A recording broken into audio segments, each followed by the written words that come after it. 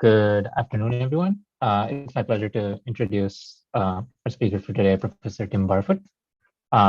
Professor Tim Barfoot is an associate professor and principal investigator of the Autonomous Space Robotics Lab at the University of Toronto Institute of Aerospace Studies. His research spans autonomy for mobile robots, developing methods for localization, mapping, planning, and control. And he's particularly interested in enabling robots over long-term operation in large-scale, unstructured three-dimensional worlds using onboard sensing and computation. He holds the Canada Research Chair in the Autonomous Space Robotics and is an Ontario Early Research Award holder and professional engineer. Additionally, he serves on the editorial boards of the International Journal of Robotics Research and the Field Robotics Journal. He's also the author of the popular State Estimation for Robotics book, which is free to access and a great resource for researchers getting started with SLAM. Today, his talk will delve into the synergies between machine learning and state estimation. So yeah, go ahead, Tim. Great, I'll just do an audio check. You guys can hear me okay? Perfect. Excellent. Well, thank you so much for the invitation to speak in this wonderful series, the Tartan Slams Fall Edition. I'm delighted to be here, and we're on a fall study break at the University of Toronto this week, so it's a great time to pay attention to some research and learn something new. So today I'm going to talk about a couple of different techniques where we've been trying to combine ideas from machine learning with classic state estimation. And I thought I'd just start with one slide on what our lab does. So on the one hand, we are very interested in curiosity-driven bottom-up research, so creating new component algorithms, localization, mapping, planning, control for mobile robots. And on the other hand, we like to get involved with industrial and other government partners to look at real-world applications of autonomous vehicles. And you can see a selection of some of the projects we've worked on here. And I think it's, like any good robotics lab, it's the interplay between the bottom-up curiosity-driven research and the top-down application stuff that really makes our lab work. And we can try something out, see how it works in practice, and then figure out new ways of attacking problems based on our experience in the field. Today, however, I'm going to focus more on curiosity-driven research. So we're going to focus on some specific state estimation algorithms that we've been building. I think everybody who's interested in this Tartan Slam series probably knows what state estimation is, so I won't read out the definition. But of course, we find many applications of state estimation in robotics, everything from ego motion estimation, fusing sensors, SLAM and bundle adjustment, calibrating sensors, tracking objects. The state estimation problems are sort of everywhere. And as we all know, this is a core capability that's needed to enable downstream tasks, such as planning and control. And you can see in the bottom right video an example of one of our vision-based navigation paradigms where we're estimating our location with respect to a path that we've previously driven. So that's a state estimation problem that we need to solve in order to make this overall system function. I'm going to be a bit mathy today, so apologies for those that were expecting an all videos talk. This is going to be an all equations talk. I'm going to start just so that we're all on the same page with linear Gaussian estimation, and we're going to refer back to this at various places throughout the talk. So let's get started with that. Typically, when we're doing state estimation, we set up a motion model that describes how a robot moves and an observation model that describes what its sensors are seeing. And our job is to try to figure out the unknown state, given some knowledge of the inputs, maybe something about the process noise, the measurements that we get from our sensors, and of course, some knowledge of the measurement noise. And given all of this, these models and all of this information, we can try to then actually estimate the state that we're interested in, the X. My favorite way of doing this for linear Gaussian problems is at the batch level. And we can actually lift these individual timestamp motion and observation models up to full trajectory equations, which we see here. So this actually requires a bunch of definitions where we stack up all the individual timestep components. But if you can forget about the details, you can kind of believe me that you can write down the motion and observation models in this form. And then what we can do, there's lots of different ways we could do state estimation. My favorite way is full Bayesian inference for linear Gaussian. And we can do that in a two-step fashion. First, we can write the joint likelihood of the state and the measurements given the inputs. So we get the mean and the covariance. And then we can factor that and throw away the part that we don't care about and just keep the full Bayesian posterior, which is the likelihood of the state given all of the measurements and the inputs. And this actually turns out to be exactly Gaussian for the linear Gaussian problem. We end up with a mean and a covariance. And if you rearrange the mean equation, you get sort of the classic least squares solution to the linear Gaussian state estimation problem. So we try to solve this linear system of equations for the state at all times, x hat. We've got our inverse covariance, and then we've got the role of the inputs and the measurements here on the right-hand side. And I've come to think of that as sort of canonical for state estimation. It's sort of the full batch equations for this very classic problem. Of course, the two-step Bayesian approach is not the only way we could have arrived at this least square solution. There are other ways we could have thought about this. We could have set up a maximum a posteriori problem where we set up a cost function that represents the negative log likelihood of all of the data and the inputs. And then the solution to that, by minimizing that for the state, we could end up with exactly the same linear system of equations for the solution. Another way that we could think about the problem is in terms of a factor graph. And in this case, the squared error terms from our MAP cost function form factors between the various variables in our problem. And we can then try to solve the problem graphically.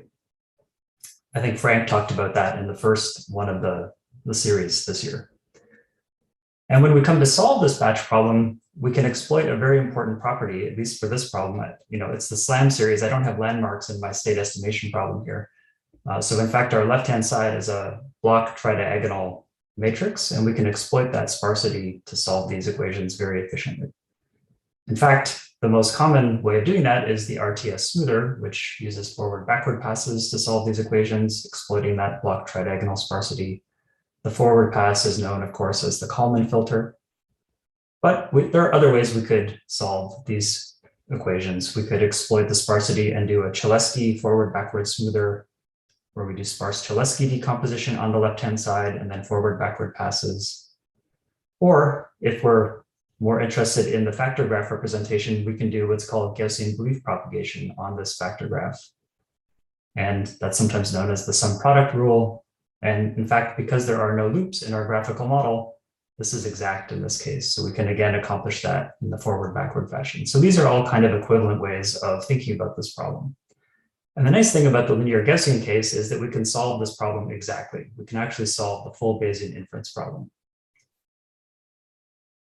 Now let's think about real robots. Real robots are not typically linear Gaussian systems, and there's a bunch of extra issues and things that we need to deal with in order to make state estimation work in the real world, not in the perfect world of linear Gaussian estimation.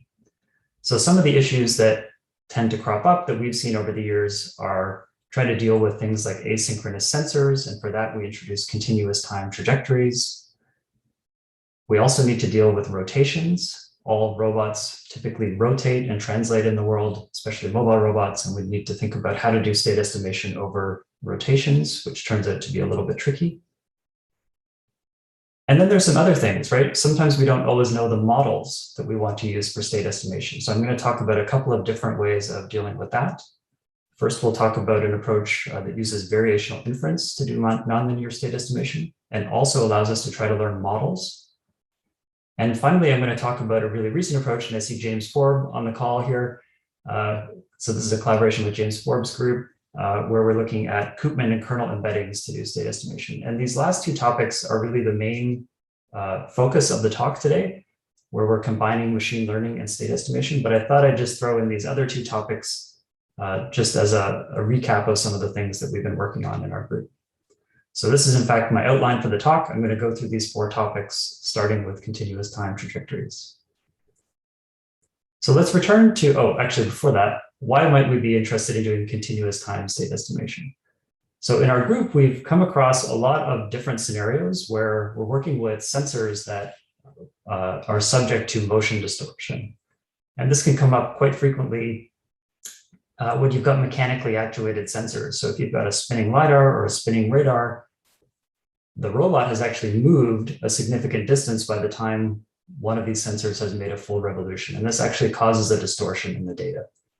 And so really every single azimuth angle on a spinning sensor is acquiring data at a very different timestamp.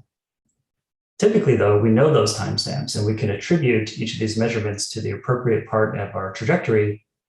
And so by representing the robot's trajectory as a continuous function of time, this becomes a nice way of thinking about the state estimation problem. So these types of sweeping while moving sensors are fairly common, everything from rolling shutter cameras to Lidars and radars even. So let's go back to our state estimation problem and think about how we could represent the robot's trajectory as a continuous function of time. So we still have a motion and an observation model, only now our state, our unknown state, is this unknown function of time. X is a function of t, and we think of that as a continuous function. We still have inputs, and we still consider that sensors are making measurements at discrete times. So I've got a discrete time index for the measurements. And the question is, well, how can we do state estimation for this problem? And really, the way I like to think about continuous time trajectory estimation is that we've got a bunch of times at which we're getting data. These are these white triangles here. This is the continuous function of time. These are the measurement times, but we may want to query the trajectory at times that are different from the measurement times. In fact, we may want to query the trajectory at a large number of times that are different from the measurement times. And so it turns out you can actually pose this state estimation problem as a Gaussian process regression. Gaussian process regression, if you'll recall, is the idea of having a prior over some function space and then conditioning that prior on some measurements to come up with a posterior over that same function space. And then once you've done that, you can query that function at any time of interest. So in fact, we have a very simple GP in the state estimation case because our independent variable is just one-dimensional, it's just time. GPs can actually be much more powerful things than that. So for state estimation, the question becomes, well, where do we get this prior over function space? And the place that we do that is we use the motion model. So if we can actually pose our motion model in this form that I've got shown here, which is a stochastic differential equation, it's driven by white noise, we can integrate that once to produce a kernel function. And that kernel function is exactly the type of kernel function that we need in order to do Gaussian process regression over the space of trajectories. So this is now, if you like, a prior distribution over the possible trajectories. And that's determined by the motion model that you've assigned to the robot. You then condition that based on the measurements, and you can solve for your trajectory. And if you like to think in terms of factor graphs, if you think of these white triangles as the measurement times and the yellow triangle as the query time, there's also this really nice principle that happens, which is that you can separate out solving for the trajectory at the measurement times and solving at the query time. So you can solve for all the measurement times first, and then actually interpolate in a very principled way at a bunch of query times. And this can still be done very efficiently. Thinking back to our linear Gaussian discussion, we can still solve this trajectory problem at all of the measurement times in time that's proportional to the number of measurement times. But it turns out querying is also very efficient if we've structured our kernel function based on our motion model as described on the last slide. And it's because of the Markov property, essentially, that's embedded in that kernel function that we can then do very efficient querying of the trajectory at times in between our measurement times. And as I just said, the kernel function has this special structure owing to the Markov property. It's a Gaussian process, but it has a particular sparsity that's encoded in it from the Markov property. If you think in terms of Gaussian processes, the inverse kernel matrix is block diagonal, actually block tridiagonal. It's exactly that same block tridiagonality that we had in the linear Gaussian case. And in fact, you can show that solving at the measurement times is exactly the same as the linear Gaussian problem that I first described today. Only you're constructing the constituent matrices particularly the ones to do with the motion prior, in a very particular way based on this kernel function that we've gotten from integrating our stochastic differential equation motion model. And the nice thing about this whole setup is that it's essentially just an extension of classic linear Gaussian state estimation, only we're building our prior in a very particular way. We can handle asynchronous data, and we can interpolate in between the measurement times and even extrapolate beyond the measurement times in a very principled way. So we've actually taken a shine to this idea, and we use it in all of our state estimation problems today. So that's just a quick recap on some work we've done on continuous time trajectories. And I just want to have one quick slide on how we handle rotations, because I think that's also important. So the key with rotations is that they are not vectors. We've probably all seen this classic picture in probabilistic robotics where you've got a stochastic motion model, and if you sample the noise, you get this sort of spreading out of the possible future states of the robot. And there's this really nice paper by Greg Cherkian's group from a number of years ago now that claims the banana distribution, which is the one that we see, is in fact a Gaussian in a very particular way. So we've built on these ideas, and really it all comes down to the fact that we need to recognize that rotations form what's called a matrix Lie group. They're not the typical vectors that we're used to. And in fact, most of our estimation machinery that we've built up, including the ones that I've talked about, assumes that the state that you're estimating is in fact a vector. It lives in a vector space. But unfortunately, rotations, that's not the case. And so when we start to do things like define random variables for rotations, we need to be a little bit careful. We need to think about not adding Gaussian noise to things. We need to think about taking, for example, a large mean rotation and then multiplying that by another small rotation that is built from a noise variable in the Lie algebra that's associated with the space of rotations and then surjectively mapped into the actual space of rotation matrices. And so this is actually how we define random variables for Lie groups such as rotations, but also poses and others. And as a picture, you can kind of think of it like this. We've got a large mean rotation that's represented by this arrow here. And then the Lie algebra is the tangent space to the Lie group, and we can represent uncertainty up in that Lie algebra. So we can actually use a classic Gaussian. And so that's what Greg's group meant when they were talking about the banana distribution as Gaussian. The banana distribution comes from defining a Gaussian in the Lie algebra and then mapping it through the matrix exponential into the space of rotations. We can also do optimization very cleanly using matrix Lie groups. So imagine now you've got a function of a rotation variable and you're trying to find the minimum of it. That could be represented graphically by this blue line, right? Depending on which angle we're pointing. In this case, I've got a rotation times a vector. Maybe our function is a function of a rotation times a vector. We want to try to find this angle that minimizes this blue function. It turns out that's pretty difficult when you actually try to do this over the space of rotations because you need to think about the constraints on the rotations. It becomes a constrained optimization problem. But given that most of our state estimation algorithms for nonlinear problems are iterative, we can actually do this very efficiently and reasonably well by, again, thinking about the idea of perturbing a nominal rotation, kind of like we did with the random variables. We can take an initial guess for the rotation and then come up with a vector perturbation in the Lie algebra, which gets mapped into the space of rotations. And graphically, what that means is we're taking this cost function that's a function of rotation and turning it into a cost function in the Lie algebra, where we can then optimize that using standard optimization tools. And then once we've done that optimization in the Lie algebra, we can apply that optimal perturbation to our guess and come up with a better guess, and then we can iterate. So that's just a really whirlwind tour of how we deal with rotations, but we can couple those ideas with the tools that I've already spoken about in terms of linear Gaussian and continuous time estimation.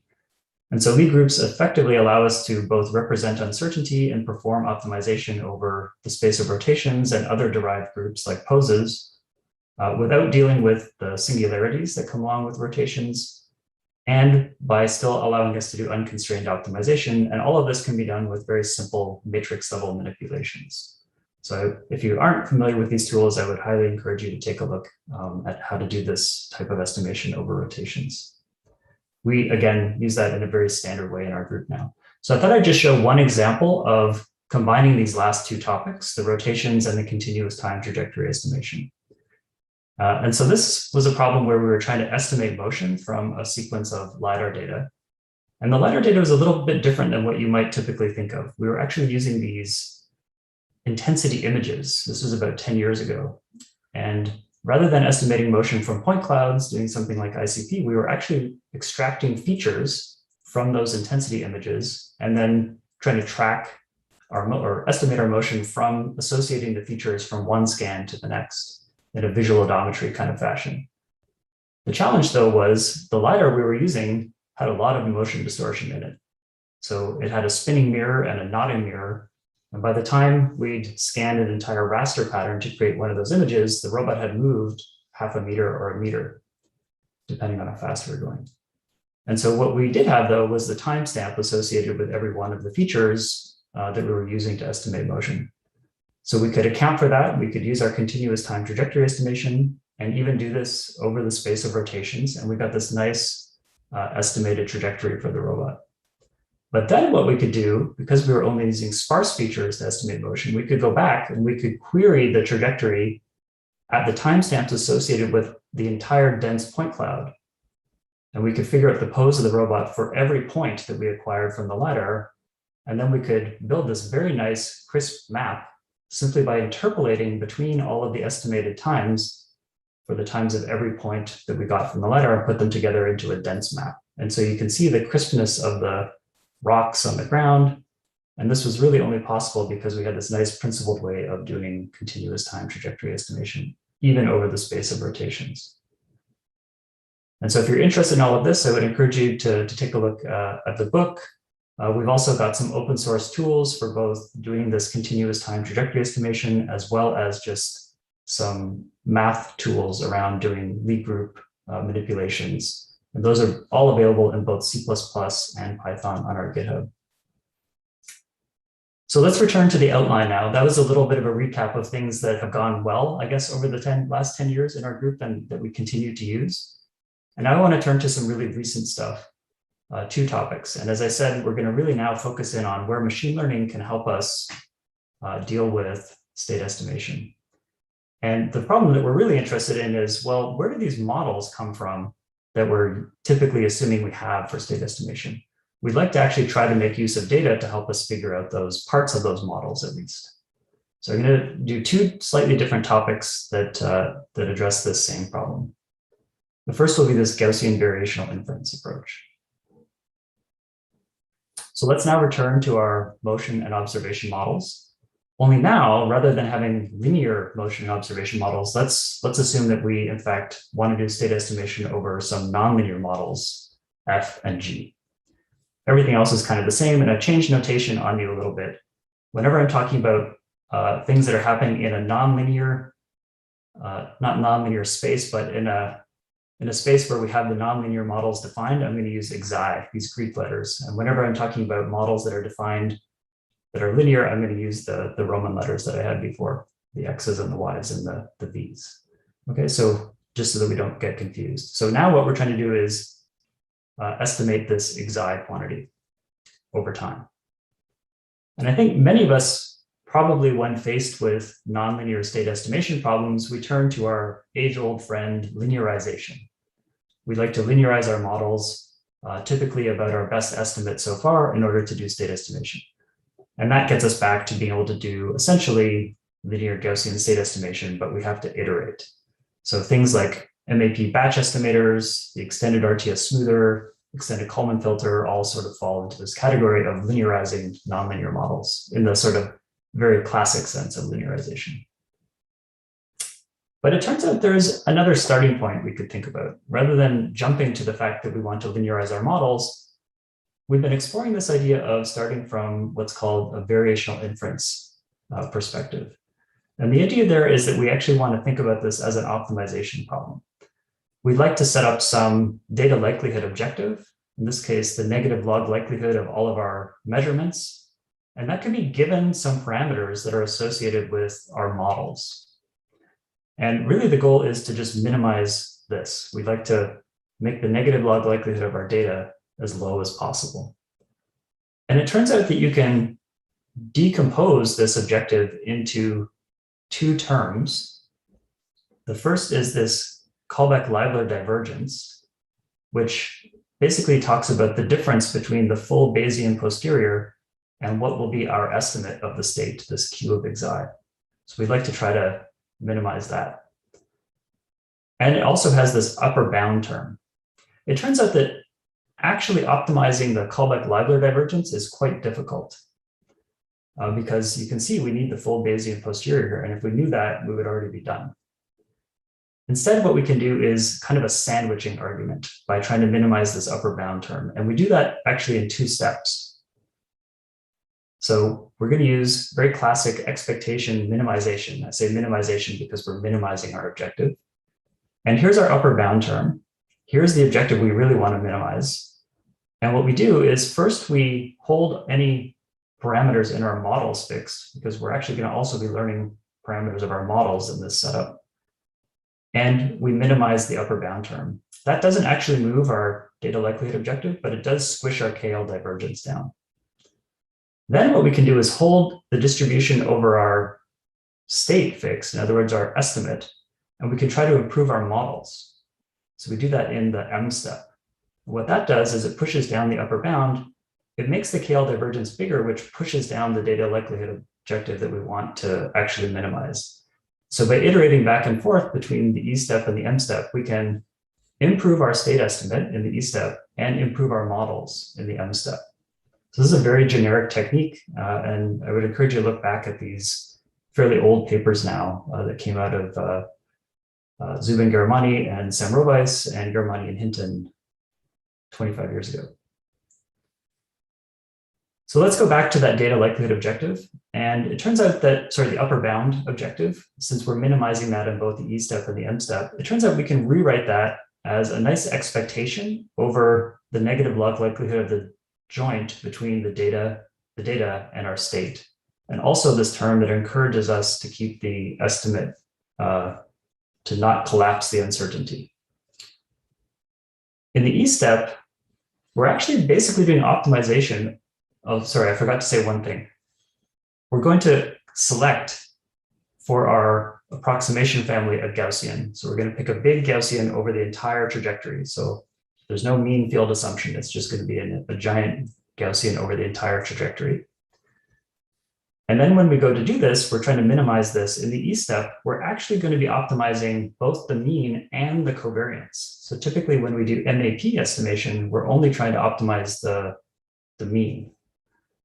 And so what we can do here is we can try to optimize both the mean and the covariance. In fact, the inverse covariance. And there's like a little graphic here showing that we've got the mean and the inverse covariance, and this is a plot of this data, this upper bound term, and we can see that the algorithm might take steps to try to minimize both with respect to the mean and with respect to the inverse variance.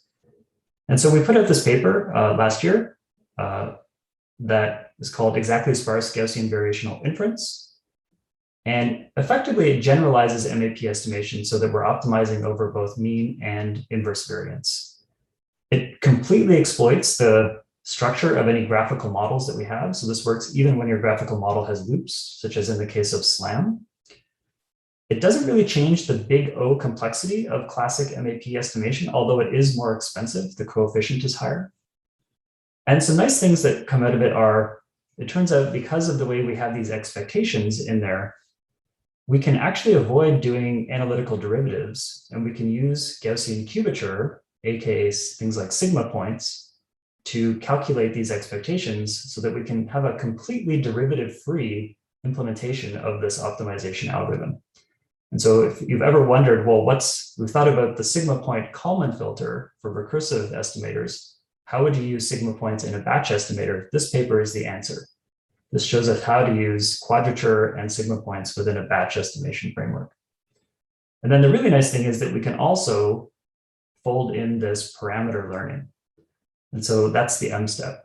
So when we're holding the trajectory distribution fixed and we're optimizing for the parameters, we can actually do this now without any ground truth because we've got a pseudo ground truth from having already estimated the state from the E step.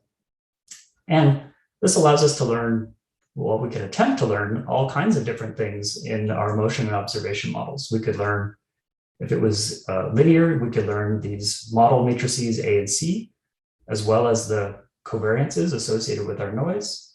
But we've also done even more interesting things where we've parameterized our models as deep neural networks and tried to learn the parameters of those deep neural networks. So these theta parameters that we're conditioning on can be almost anything related to the models in your system that you're doing estimation for. And I thought I'd just show you probably our favorite example of having used this exactly sparse Gaussian variational inference framework.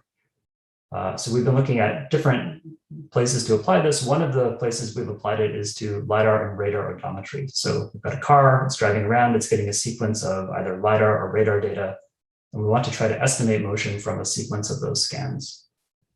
So how would that work for this problem? So really, the title of the talk was about how can we combine machine learning and classic state estimation. Really, there's a spectrum of possibilities there. And what we've kind of centered on is this idea of using deep learning to extract interesting features and unravel the mysteries of this like rich sensing data that we typically like to use in robotics, while still maintaining all of the nice mathematics of the back end. So the front end is deep learned, the back end is kept classic, like the algorithms I've been talking about in this course. And it turns out through this exactly sparse Gaussian variational inference framework that I've been speaking about, we can combine these ideas in this very, I guess, elegant way without even the estimator being differentiable. So a lot of the techniques that try to combine deep learning with state estimation, they take the tack of trying to make the estimator itself differentiable so you can back propagate through it. But by using this EM approach, you don't even need to make the estimator differentiable, and we can try to do things like learn what features to pay attention to do Lidar odometry while doing Lidar odometry. So what does that actually look like in a bit more detail? Imagine you've got now a sequence of Lidar scans, and you've got robot poses associated with those. So we'll put aside the continuous time aspects for now. And imagine that these scans are happening at each one of these poses. The way we do this is in the E step, we have some deep neural network that we've architected to extract interesting features and descriptors and even covariances associated with those features. So we're going to try to learn the parameters of this network. But in the E step, we're holding those parameters fixed. We're pushing our Lidar scans through, extracting these interesting features. We then have to differentiably match the features. And from that, we can construct a factor that relates one pose to another. The nice thing, though, is we can also include other factors, perhaps motion model factors or other sensors, and those don't have to be coming from the deep neural network. They can just be classically designed, if you like. We can then do classic state estimation, very similar to the batch state estimation that I've been talking about so far. We typically do this in the learning phase over a small window of poses, much like a sliding window filter would, where we're basically running a small batch optimization problem over this factor graph. And that gives us the trajectory for this small sequence of poses. In fact, the distribution, so we get a mean and a covariance. We then hold that distribution fixed. And in the M step, we're now going to try to improve the neural network. So we can actually just use classic deep learning tools. Given that the trajectory is essentially the training signal, we can back propagate through this network. And so by going back and forth between these, we can be estimating this trajectory and learning the parameters of this network in a single framework. And this is kind of what this looks like. Let's pay attention to the video on the left for a second. What we're seeing here is the training phase. So this is showing the trajectory over a sequence from the Oxford robot car dataset that is being unraveled as the learning process unfolds. So when you first see the trajectory all curled up, that's when we've got randomly assigned neural network weights. And then by running this EM algorithm for a number of epochs, we eventually improve the neural network, and you can see that eventually we get a trajectory that looks pretty reasonable. So this is actually simultaneously learning the features to pay attention to while estimating motion without any ground truth, completely unsupervised. And you can see here on the right what happens at test time. We can see a nice smooth estimate for the trajectory. We can see the features and the covariances that are being extracted from the Lidar data. And we don't obviously have to run the M step when we're running online. We just progressively run the E step in a sliding window style filter.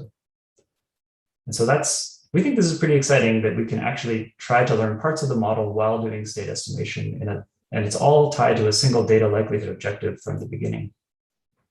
So this paper won the best student paper at ICRA this year. So I encourage you to check that one out.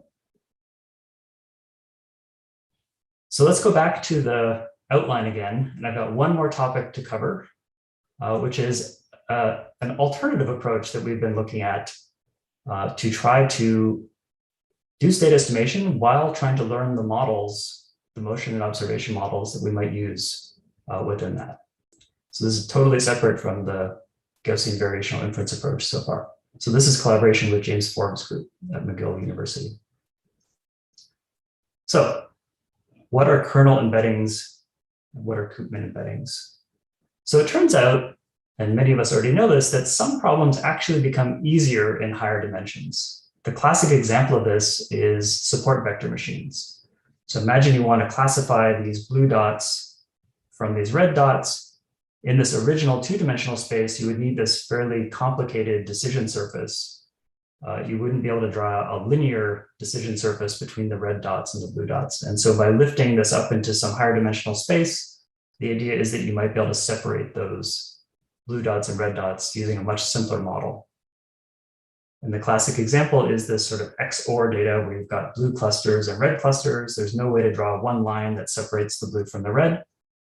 But if you take these original features, xi1 and xi2, and map them into three new features, x1, x2, and x3, and those are xi1, xi2, and the product of xi1 and xi2, then you get data in this three-dimensional space that you can separate with a plane.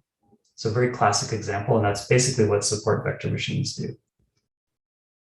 It turns out that this idea of lifting things up into higher dimensions to make the model simple also works for dynamic systems. So you can take it turns out you can take some differential equation that's nonlinear, ordinary differential equation, in some low dimensional space. And there's this paper that's getting a lot of traction in robotics today by Koopman from 1931, where he shows that every such nonlinear system can always be lifted up and written as some linear differential equation in a higher dimensional space. That space might actually have to be infinite dimensional, but there are some examples where the space is not even infinite dimensional. So one of the classic examples is this set of coupled ordinary differential equations here for xi1 and xi2. And they are nonlinear because the second equation has an xi1 squared term in it. But again, just like the other example, if we define three new variables, x1, x2, x3, to be xi1, xi2, and xi1 squared, you can rewrite this nonlinear lower dimensional set of differential equations as a linear time invariant, but higher dimensional differential equation. So we thought, how could we exploit this idea within state estimation? Could we actually somehow use these ideas and then be able to recycle the linear Gaussian estimation that I talked about at the start of the talk? And it turns out we can. So let's go back to the nonlinear state estimation problem that we've been seeing for the last little while. We've got these nonlinearities f and g. And as I said, the typical thing is to linearize those models and sort of take this path where we end up with linear models where we can do state estimation, but then we have to iterate because we have to relinearize as our estimate gets better. The alternate path that we consider here is first to restrict the class of motion model nonlinearities to what are called control affine systems. So we don't consider all possible nonlinear functions f. We're only going to allow ourselves to have motion models of the form, effectively some nonlinear functions of the state multiplied by the elements of the control input. Okay, so we'll slightly restrict the class that we're working with to control affine systems. Then it turns out that there's a nice version of this Koopman idea that came out of Rem Vasudev's group at the University of Michigan very recently, where they showed that any such control affine motion model can be written as a bilinear system in a higher dimensional space, meaning there's this product of the u's, the inputs, and the state x. And so this is very nice. And we thought, well, we could probably exploit this. In fact, it turns out for state estimation, since we know the inputs, we can even rearrange this as a linear set of equations in the higher dimensional space by redefining the coefficient matrix A.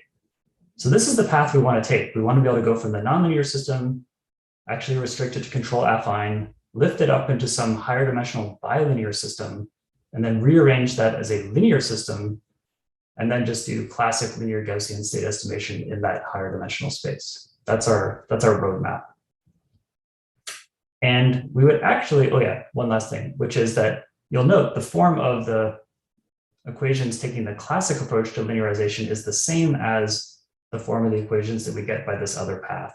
It's only now this is a much higher dimensional system, and we don't need to iterate anymore. So the idea is to just do this once and then be able to just do one-shot linear Gaussian estimation. And in fact, we would like to not even write down the equations. We'd like to not have to write down or model the nonlinear system to begin with. What we'd really like to do is just start from some data.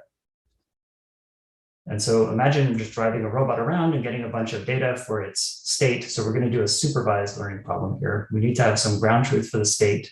We're going to get sensor readings, and we're going to know the inputs that we applied to the robot. Then what we do is, if we can find some features that will allow us to lift this data up into a higher dimensional space, we can create a higher dimensional version of the data set. We use random Fourier features for this.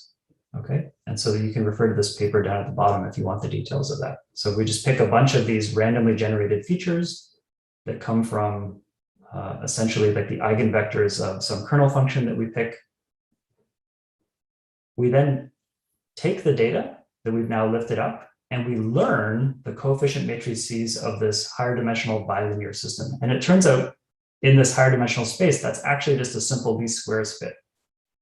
So we can do that just by solving some simple least squares matrix equations. So we now have all of the coefficient matrices of this time invariant, but higher dimensional bilinear system. We then do the trick that I mentioned before, where we convert this back to a time varying but linear system. And then we're done. We can just do state estimation exactly per the very first part of my talk, where we just solve the linear Gaussian state estimation problem, but in this high dimensional space. So we just solve the classic batch equations. Then to get back to the original space, I don't have time to go into the details, but we can use something called the representer theorem to collapse our estimate from the higher dimensional space back down into the low dimensional space. And we can get both a mean and a covariance coming out of that. So we thought a fun problem to try to apply this idea to would be localization from ultra-wideband beacons.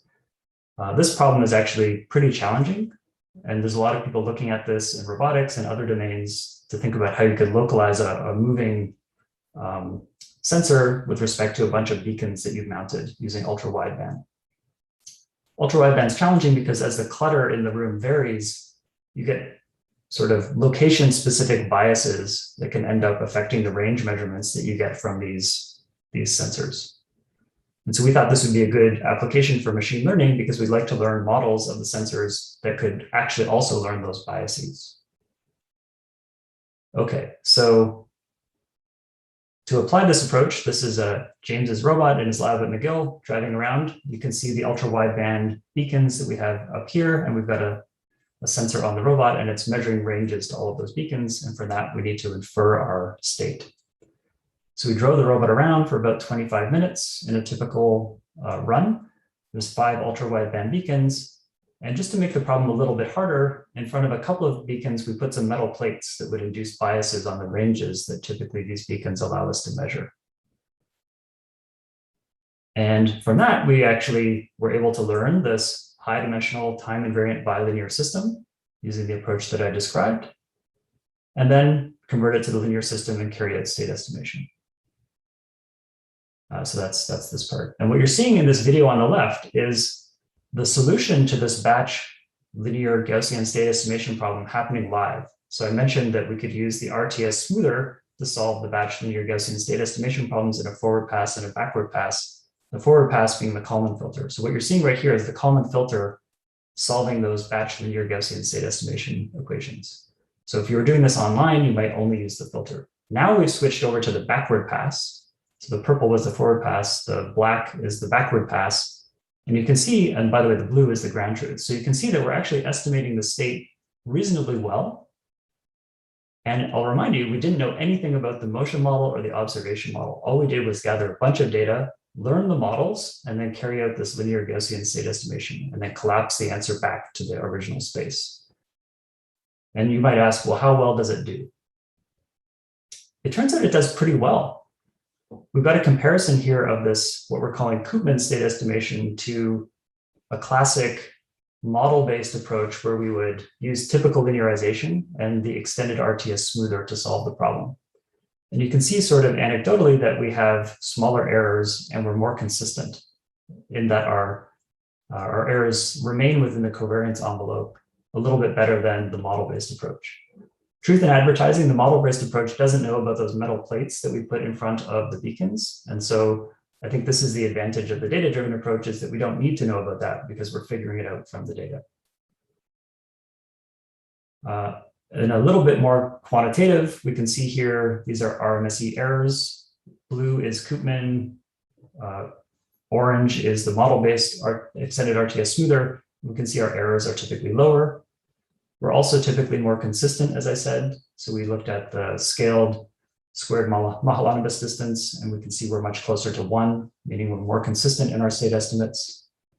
And we even did some ablation studies where we looked at, well, how many of these, how big of a high dimensional space do we need to map into? And we looked at using different numbers of random Fourier features from 20 up to 500. And we can see that in our root mean squared error, we're actually performing at the level of the model-based smoother after only about 100 of these features. So we're lifting up from a 3-dimensional space into a 100-dimensional space. But computers are fast these days, and this can actually, at least the forward pass can run online. I don't think that's an issue.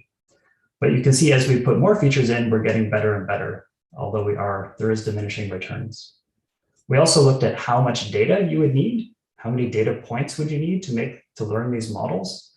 And again, we can see that it's actually not that much data. It's pretty data efficient.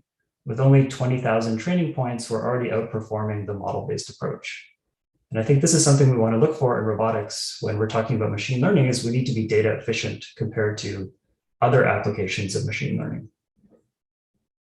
So that's my quick whirlwind tour of some of the classic things that we've done in state estimation and some of the more recent things.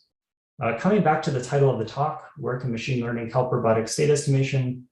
We've seen a few places here where machine learning tools have cropped up within our state estimation. We linked ourselves back to Gaussian process regression, which is a classic tool. Within this variational inference, variational inference itself is a tool that's well used in machine learning. Expectation maximization came up. Deep neural networks were tied in there. All of these things can be connected to our estimation problems. And of course, in the last part of the talk, we talked about kernel embeddings, Koopman embeddings, and random Fourier features, all fairly common tools within the machine learning world. And so I think there's lots of different places that we can use machine learning, and in particular, this idea of using machine learning to help learn the models from data that we then use within classic estimation has a lot of power. Of course, in the end, we'd really like to be able to tie all of these different aspects together. We've kind of looked at them all separately, but I think there's still some work to be done so that we can handle asynchronous sensors, deal with things that are rotating, and learn both motion and observation models from data. So I don't think we're all the way there yet, but I think we can start to connect some of these dots and produce some really useful tools in the coming years. And although I didn't have time to talk about it, just a couple of other quick things, other places that we've been looking at using machine learning for state estimation.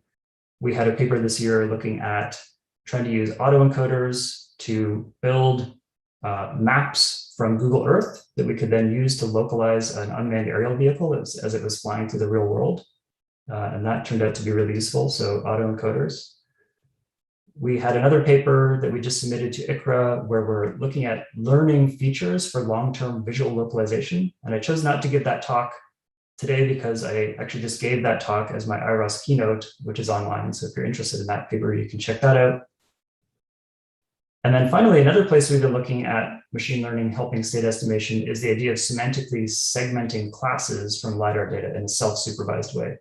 So if you could sort of semantically segment into moving and static points, you could then filter your point clouds and only send certain classes of points to different components within your autonomy stack. So if you're localizing against the map, you might want to pre-filter all the dynamic points out of your LiDAR data. So we've been looking at how to do that to try to help improve state estimation as well. So hopefully I left just a few minutes for questions. Of course, I got to do all the talking, but all the students and collaborators did most of the work. And a big thanks out to all of the sponsors that have helped us out over the years. So thanks very much for your attention, and I'm happy to answer any questions.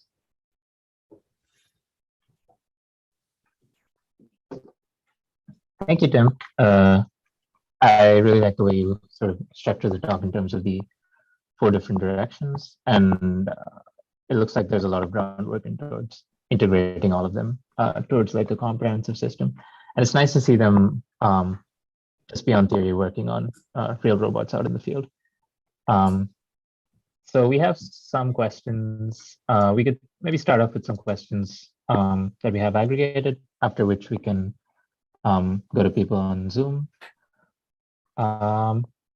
Yeah, so the first one is a rather open-ended question, but it's how do you evaluate the challenges of applying EM-based unsupervised learning to visual odometry? Sorry, the question is how do we evaluate what? The challenges of the EM algorithm that you have for unsupervised learning to visual odometry tasks and things like those. I'm not sure what the question means. How do we evaluate the challenges? I mean, we can evaluate the performance by comparing to some other ground truth systems. So in our case, we compared to we typically compare to a GPS inertial post-processed ground truth system. So you can just compare your state estimate directly to that. This is the classic way of evaluating state estimates, right? You find some better state estimator that you aspire to, and then try to do as well as that. So that's what we typically do. All right.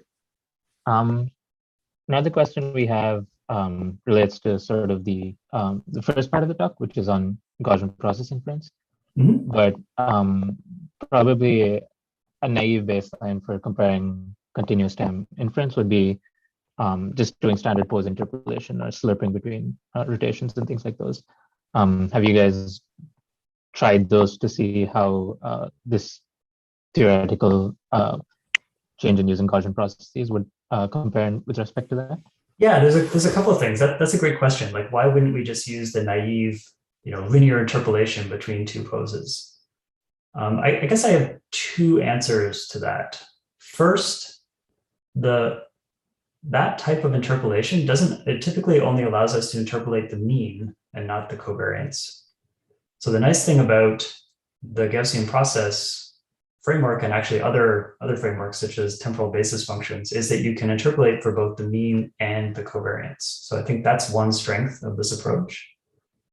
The other is that I don't want to impose, I would rather use the motion model. It seems to me that it makes sense to use the motion model to interpolate between 2 poses rather than some post hoc chosen interpolation scheme.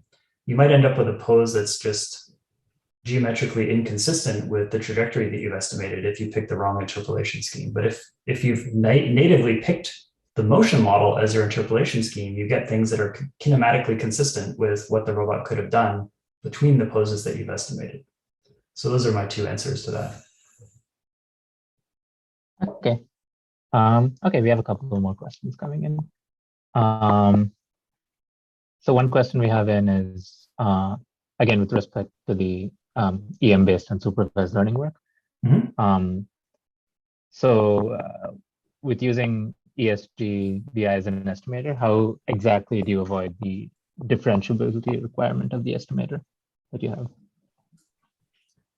Yeah, good question. So let's see if I can go back on the slides. Oh, I just exited the slides. I'll just answer it verbally.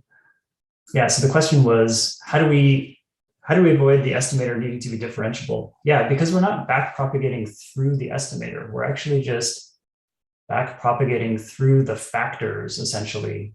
The factors need to be differentiable, but the estimator doesn't need to be differentiable. So we're actually just, because we've got the state at every pose, we can actually then just use that effectively as a ground truth variable, or a label, if you like, to then back propagate through the factor that we built through our deep neural network.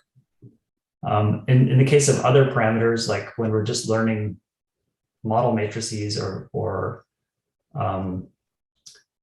covariances, you do need to take the derivative of this upper bound term with respect to those parameters. But that's different than saying that the whole estimator needs to be differentiable. So we basically need to only know the derivative of the cost terms with respect to the parameters that we're trying to estimate. But we don't need to actually make the whole optimization algorithm differentiable, if you like. So the cost terms need to be differentiable, but not the optimization algorithm. All right. Another question we have is with respect to the fourth part of your talk, which is how big is the linearized system using the Koopman method that you described compared to the original system, and whether you need many more measurements in those cases? Yeah, so as I was saying in the talk, the original system in the case of the ultra wideband robot that's being localized, I guess at each time the state was dimension 3 because we were in the plane, so we had x, y, and theta. But we lifted that up to anywhere from 50 to 500 dimensional system at each time step. And we showed, at least through the ablation study, that maybe only about 100 of those dimensions really mattered for good state estimation. So we're going effectively from 3 at a given time step to 100. So that's the increase in the dimensionality. I will note, though, it might sound like that's going to be a lot more expensive. We still, in the lifted system, the linear Gaussian system, we still have the Markov property and all of the nice block tridiagonal sparsity. So all of that can be exploited still. So the big O complexity of the algorithm with respect to trajectory length is still the same. It's just the coefficient is higher. We also have the advantage in that we don't need to iterate. So we're not having to run, the iterative extended Kalman filter at the correction step. We're just doing this linear Gaussian, it's one shot. So although on the surface it sounds like it's 33 times more expensive, by avoiding the iterating, it may not be anywhere near that much more expensive. And then I guess, there's always a trade-off between performance and computational costs. So if we could show that we could justify that extra computational cost through increased performance, it might be worth it with today's computers. I forget the other part of the question. It was something about the amount of data. Yeah, I think the other part was whether you would require more measurements in those cases. But it's the same number of measurements. Nope, same measurements. Yeah, we're still estimating the state from the same measurements that we would had we taken a extended Kalman filter approach, for example. It's still just the 5 range measurements to the beacons at each time step. So one more question we have about the continuous time trajectory estimation is it possible to use this method to estimate uncertainty as well?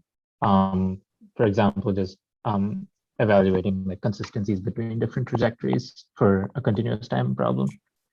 So the short answer to the question is we get uncertainties exactly the same way you do in the discrete time problem. So because we're essentially representing the robot's trajectory as a Gaussian process, now instead of a mean and in the discrete time case, you have a Gaussian random variable. It's got a mean and a covariance matrix.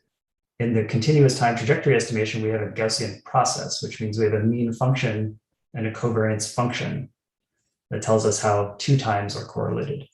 So it's embedded in the framework that you get uncertainty information out. That's definitely true. I didn't understand the part about comparing to different trajectories. But that's the quick answer, is that yes, you get uncertainty out of that framework natively.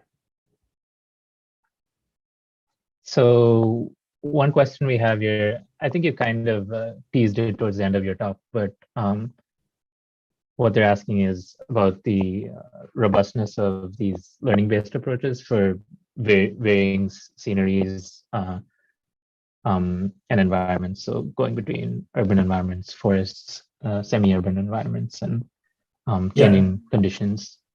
Yeah, I mean, we talked about a lot of different techniques in the talk. We did, in the case of the learning the features for Lidar odometry, we did actually do some experiments where we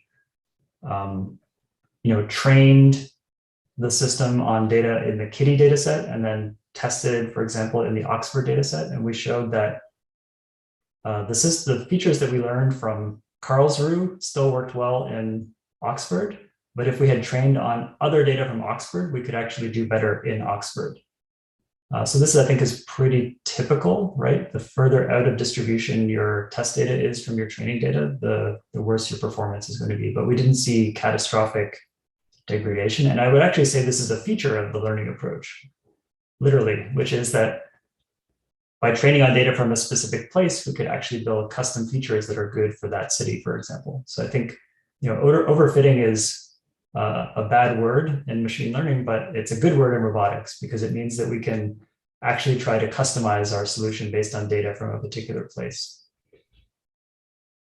We have one probably a more high-level question, which is with respect to the intersection of state estimation and learning-based methods. Do you have any suggestions on literature? I can make the slides available. There's a whole bunch of references throughout the talk. So I guess those are some starting points. Yeah, there isn't, like, I would say, a textbook on the intersection of machine learning and state estimation that exists today, as far as I know. Maybe someone on this call will write one.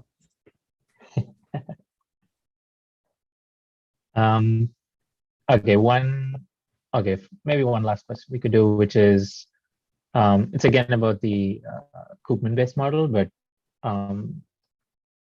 they just want a clarification on how you design the function mapping from the initial nonlinear state space. Yeah, good question. I kind of glossed over this. Like, what are the features that we go from the lower dimensional space where the models are nonlinear to the higher dimensional space where the models are linear?